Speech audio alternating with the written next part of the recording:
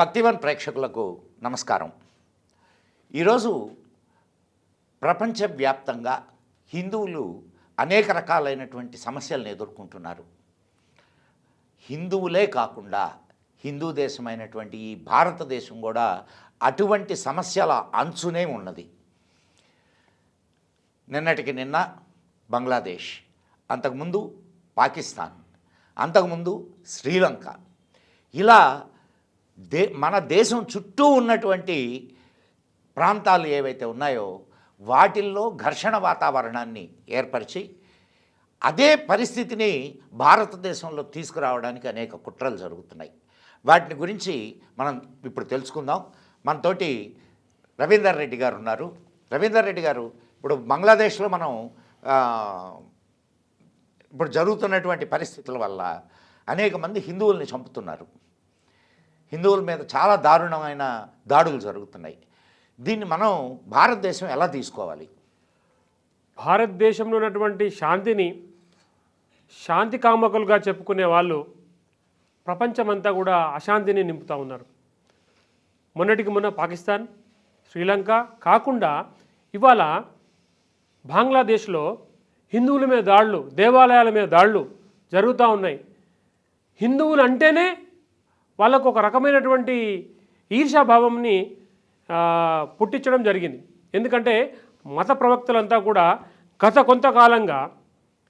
కొంతకాలంగా హిందుత్వం మీద విమర్శలు చిమ్ముతూ, హిందుత్వం మీద అనరాని మాటలు అంటూ, మొన్నటికి మొన్న పార్లమెంట్లోనే ఒక ప్రతిపక్ష నాయకుడు అతను కూడా హిందువులంతా హింసావాదులు అంటున్నారు. కానీ ఇప్పుడు కనిపిస్తున్న హింసావాదులు ఎవరో? కేవలము హిందువులని టార్గెట్ చేస్తూ ఇవాళ దేశాన్ని నాశనం చేసే పరిస్థితి ఏర్పడుతూ ఉంది. ముఖ్యంగా ఈ ఏదైతే శాంతి కామకులుగా చెప్పుకున్నటువంటి ఈ యొక్క మతం ఏదైతే ఉందో వారు హిందువులని టార్గెట్ చేస్తూ, హిందూ దేవాలయాన్ని టార్గెట్ చేస్తూ మొత్తం బంగ్లాదేశ్ అంతా కూడా నాశనం చేశారు. ఇక్కడ కొత్తగా ఇంకోటి తెలిసింది ఏంటంటే షియా సున్నీలు వారికి వారు కొట్టుకుంటున్నారు. షియాలు కొట్టుకుంటున్నారు, సున్నీలు కొట్టుకుంటున్నారు. మధ్యలో వీళ్ళిద్దరు కలిసి మళ్ళీ హిందువులను కొడుతున్నారు. హిందువుల మాన ప్రాణాలు దోస్తూ ఉన్నారు. ఇక్కడ టార్గెట్ అంతా కూడా రాబోయే మన భారతదేశానికి ఒక సిగ్నల్గా కనిపిస్తూ ఉంది. ఇదంతా వాతావరణం కనపడుతూ ఉంది.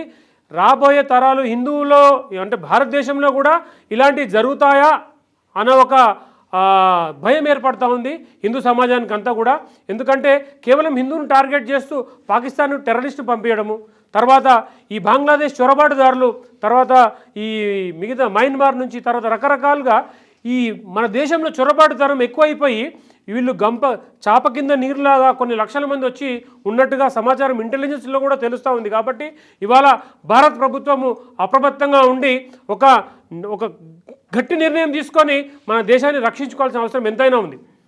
బంగ్లాదేశ్ వాటి కుట్ర మన దేశం మీద కూడా జరిగే అవకాశం కనబడతా ఉందండి, మనకు క్లియర్గా కనబడతా ఉంది. మరి అటువంటి పరిస్థితులు ఏర్పడినప్పుడు ప్రభుత్వం ఏం చర్యలు తీసుకోవాలి? ప్రజలు ఎలా దానికి రియాక్ట్ కావాలి? ఇవాళ ప్రభుత్వాలన్నీ కూడా కేవలము కొన్ని అంటే ఏర్పడ్డ ప్రభుత్వము, తర్వాత ప్రతిపక్షంగా ఉన్న ప్రభుత్వము మన దేశం ముందండి, దేశమే ముందు. ఏదైతే దేశం నాశనం అయితే ఆడు ప్రతిపక్షంగా ఉన్నాడు కూడా నాశనం అయిపోతాడు. కాబట్టి ఇవాళ దేశం మీద కుట్ర అంటే ఏదైతే ఉన్నటువంటి ప్రభుత్వాన్ని మీద కుట్రతో వీళ్ళు దేశాన్ని నాశనం చేసే విచ్ఛిన్న శక్తులు ఏర్పడ్డాయి. అవి కనబడతా ఉన్నాయి మన కళ్ళం కట్టినట్టుగా. మెల్లిగా మత విద్వేషాలు రెచ్చగొట్టే ఒక ఉద్దేశపూర్వకమైన వ్యాఖ్యలు చేస్తూ దేశంలో అల్లకల్లాలు సృష్టించి ప్రభుత్వాన్ని దించాలని ఒక కుట్ర జరుగుతూ ఉంది. కాబట్టి ఇప్పుడున్నటువంటి ప్రైమ్ మినిస్టర్ గారు వెంటనే ఒక గట్టి నిర్ణయం తీసుకొని ఈ యొక్క దేశ రక్షణ, ధర్మరక్షణ చేయాలి. ప్రపంచంలో ఉన్నది ఒక హిందూ దేశం, భారతదేశం ఒకటే. ఈ దేశాన్ని కాపాడుకోకుంటే మనకు వేరే గతి లేదండి. ముస్లింలకు 100 కంట్రీలు ఉన్నాయి, క్రిస్టియన్లకు ఇంకో కంట్రీలు ఉన్నాయి. ఆ దేశానికి పారిపోయే అవకాశం వాళ్ళకు ఉంది, మనకు లేదండి. వాళ్ళు రానియరుగా వీళ్ళు పారిపోతే ముస్లిం కంట్రీలో ముస్లిం వెళ్ళొచ్చు, క్రిస్టియన్ కంట్రీలో ముస్లిం రానియడం లేదు వాళ్ళు. ఇప్పుడు ముస్లిం కంట్రీస్ అన్నీ ఉన్న ముస్లిం కంట్రీస్ ఏవైతే ఉన్నాయో ఈ ముస్లింలు రానిరు. శరణార్థులుగా ఏ ముస్లిం కంట్రీ తీసుకోదు. కానీ మన హిందువులకు కంట్రీ అని లేదు కదా, మనకు దేశం అని ఒక దేశం హిందూ దేశంగా లేదు కదా. ఇప్పటికైనా కానీ ఇదే శాంతి మతస్థులు వేరే దేశాల్లో శరణార్థులుగా పోయి ఆ దేశాల్లో కలిగిస్తున్న ఉత్పాతాలు మనం చూస్తూనే ఉన్నాం. ఏ దేశం వెళ్ళినా లండన్ పరిస్థితి, యూకే పరిస్థితి చూసుకోండి, ఫ్రాన్స్ పరిస్థితి చూసుకోండి. ఏ దేశం వెళ్ళినా పరిస్థితి ఏంటంటే వీళ్ళు ఒక చిన్న కథ ఉందండి ఎడారిలో వంటకి. ఆ కథ మీకు తెలుసు కదా. ఎండ కొడుతుందని చెప్పి కొంచెం ఆ వంటని కొద్దిగా లోపల తీసుకొస్తే తల మాత్రమే లోపల పెట్టనిస్తే తీరా టైం చూస్తే ఆ యజమాని బయటికి తోలేసి వంట మొత్తం లోపలిగా ఉంది. అలాంటి నానుడి ఇప్పుడు మన దేశంలో ఈ మతస్థులు చేస్తూ ఉన్నారు. కాబట్టి ఇప్పటికైనా ప్రభుత్వాలు అన్నీ కూడా మన దేశ రక్షణ బాగుండాలంటే ఐకమత్యంగా ఉంటూ ఒక చట్టాన్ని ఏర్పాటు చేయాలి. ఈ చట్టాన్ని మనము వెంటనే అమలుపరచాలి. యుద్ధ ప్రాతిపదికంగా అమలుపరుచుకొని అది మనము దేశాన్ని కాపాడుకోవాల్సిన బాధ్యత ఎంతైనా ఉందండి. లేదంటే మనము ఇక్కడ స్లోగా మైనార్టీలో ఉన్న వాళ్ళు మెజార్టీలుగా మారే పరిస్థితి కనబడుతూ ఉంది.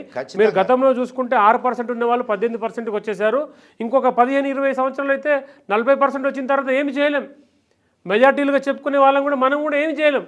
కాబట్టి జాగో హిందూ జాగో, హిందుత్వాలంతా కూడా ఐకమత్యంగా, హిందువులంతా ఐకమత్యంగా ఉండి ఈ దేశాన్ని కాపాడుకోవాలంటే మనమంతా కలిసికట్టుగా ఉండి ఈ దేశ రక్షణగా మనం నిలబడాల్సిన అవసరం ఎంతైనా ఉందండి. ధన్యవాదాలు రవీందర్ రెడ్డి గారు, చాలా మంచి సందేశం ఇచ్చారు. మరో మంచి విషయంతో చర్చా వేదికలో మళ్ళా కలుద్దాం. అంతవరకు సెలవు మరి.